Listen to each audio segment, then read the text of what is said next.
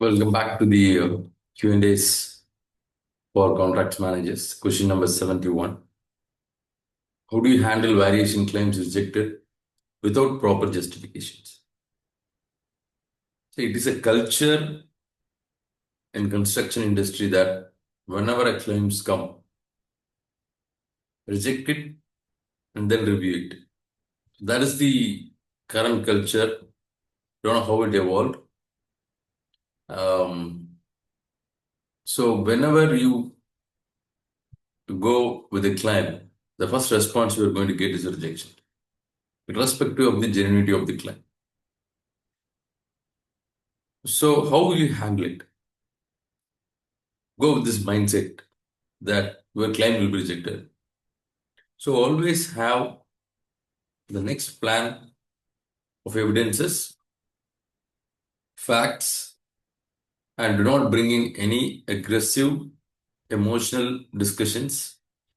Always try to handle it diplomatically with the facts and logics.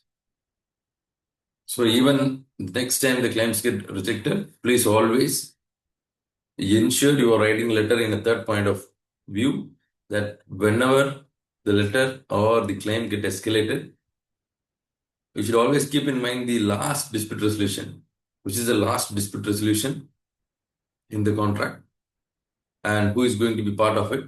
And if they read this evidence, will it be understandable?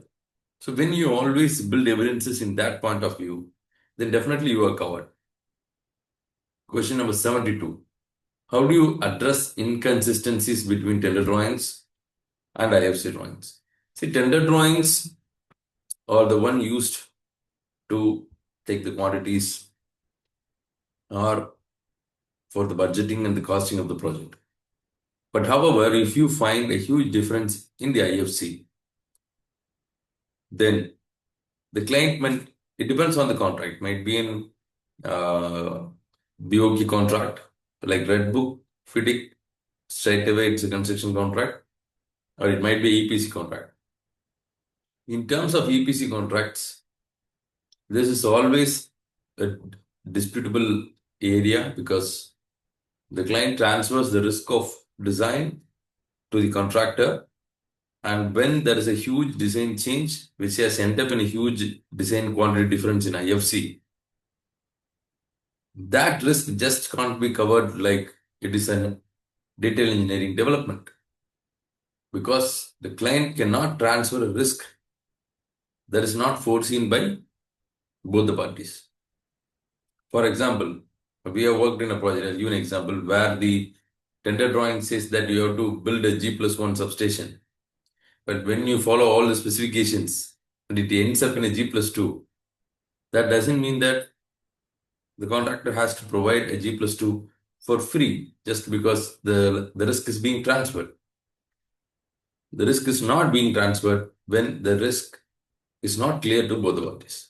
So in that case, we can go with an additional claim asking for that this was not foreseen by both the parties and it has to be claimed. But in some cases, it will be in reverse. The contractor will still design a G+1 and ask for an additional variation. So in that time, the employer must be very clear that, see, this is a design development. So there is a percentage of industrial practice in every construction industry. It may be power, oil and gas, or infrastructure, rails, whatever it may be. So that has to be proved by the employer to protect his rights from the contractor. Because there are contractors who just beef up the claims and submit even in this century.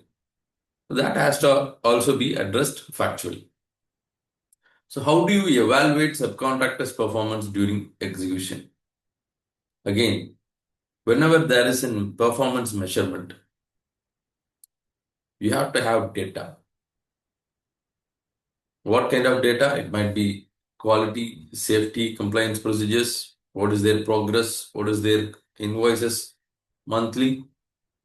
So that has to be under constant monitoring at a very, very, very high frequency, like every week or bi-weekly. If it goes to monthly itself, it's late. So if you are doing that, then that regular evaluation will give you a clear idea to measure the IKP. Question number 74, how do you handle clients who delay payments chronically?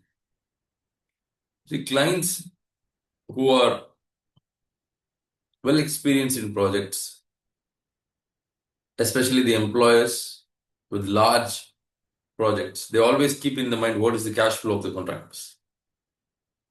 Because most 95% of the employer contract administrators will have a career ladder of, they would have started their career with contractors, then moved into PMC, then become employees. This is the usual curve. So they know that the project will be crushed if the cash flow is crushed.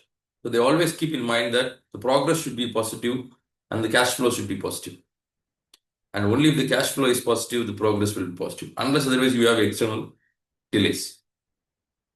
So if the client who doesn't have this understanding and stops the payments or delay the payments just because to save some interest, I mean the bank interest, not the interest of the project.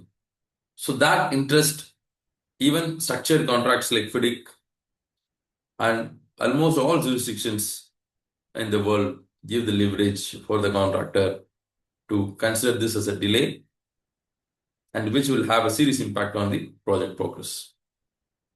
Okay, so this has to be transparently negotiated with the client, even in writing, saying that if any delay in payments will have an impact on the progress. So keep strong follow-ups, keep relationships with the clients, and work with clients who think you as partners, not contractors. So that will end up in evolution of a culture. Question number 75, how do you prepare final accounts at project closeout? The final accounts includes the final bill, pending payments, any deductions, variations, claims. This has to be verified.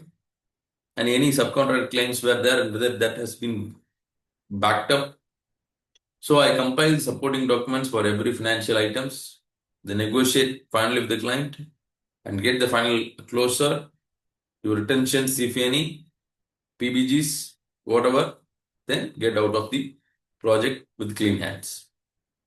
Question number 76, how do you manage contract obligations during project shutdowns or suspensions?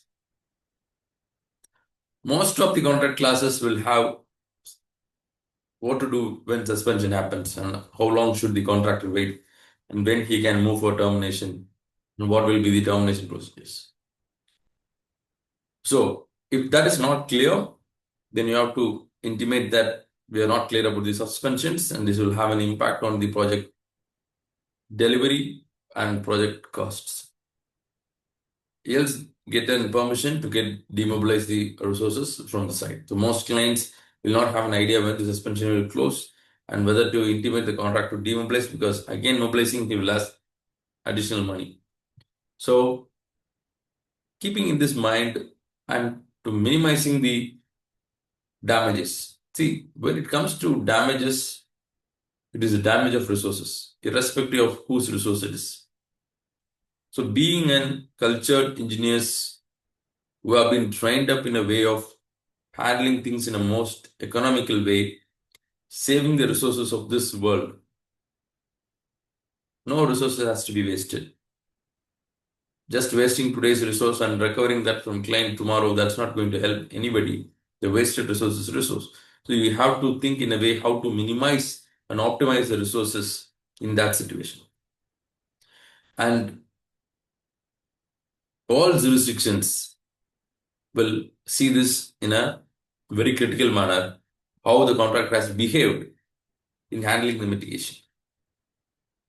Question number 77, how do you respond when the client disputes your delay analysis methodology? This is highly technical and you should have an delay analysis understanding of methodologies, what is retrospective, what is prospective, and whether you are using AAC standards or ACL standards. So what is the phase of the project? and what is the methodology we are intending to opt, and whether we have the inputs as per the standards, and those inputs are properly uh, bifurcated or being agreed by both the parties. Mostly the dispute comes at the baseline. The baseline is not approved. I think most of the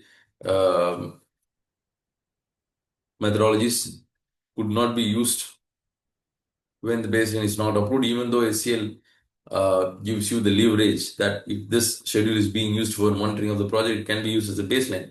But still, it's highly defendable. So the main issue here is we have a knowledge in detail analysis. Definitely, we can handle this easily.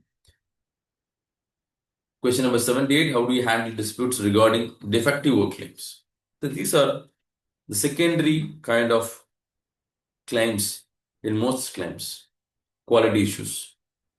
So whether you have to have the data of the NCRs, whether it has been properly addressed, and what is the quantity of the NCRs, whether it's usual or it's extremely abnormal. Because when you handle some 3 to 4 subcontractors, you know that some subcontractors will automatically have high quantity of NCRs and non-compliances. So that has to be documented and addressed before the timelines and costs associated with the rework. So you should have an early clarity to avoid the prolonged disputes. Question number 79. How do you manage penalties and back charges raised by clients? See, whenever you go with the client also have their rights of back charging and penalties under the contract. So when that situation occurs, you should know the client will back charge before the back charge comes to you. If that's a surprise, then you have been staying away from your client and the project. So when you already know the back charges are going to hit us, and you know how to counter them, you have the records, you have the correspondence, and you have the agreements that has been already made. So always you have to get ready with the rebuttal in your mind. So once it hits, you have to respond it with the data. Question number 80. How do you maintain consistency in your contractual decision? This question seems to be highly philosophical. Because as a human being, we may tend to change our contractual decisions if we go by emotions. See, always play by the rule, play by the game. You cannot use the same strategy in one contract with the other contract. Either the contract drafting itself will be different or the execution will be different. So is the decision. So whenever you take decision, avoid emotional or ad hoc decisions. To maintain a structured decision-making checklist, consult with legal and senior management for the complex issues and what are the consequences we are going to get, or be ready to face the consequences, and shall we move towards it. So consistency builds trust and reduce disputes. So have an organized decision making rather than doing ad hoc decision making, that what my instinct says I do. Of course, instinct plays a role, but instincts are also built and grown by structured approaches.